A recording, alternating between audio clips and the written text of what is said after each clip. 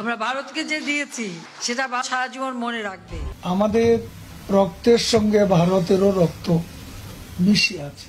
ও তরুণ যুবকেরা শুনে রাখো, 1971 সালে যারা দেশের স্বাধীনতা সার্বভৌমত্বের বাইরে গিয়ে দেশের স্বার্থ জলাঞ্জলি দিয়ে পাকিস্তানের পক্ষ অবলম্বন করেছিল, তাদেরকে যদি তোমরা রাজাকার বলতে পারো, 2025 সালে যারা বাংলাদেশে বসবাস করে ভারতের স্বার্থ দেখে, ঢাকায় ঘুমিয়ে দিল্লির স্বপ্ন দেখে, ঢাকার নুন খেয়ে দিল্লির গুণগান গায়, তারাও 2025 সালের রাজাকার, 2025 সালের রাজাকার, 2025 সালের রাজাকার।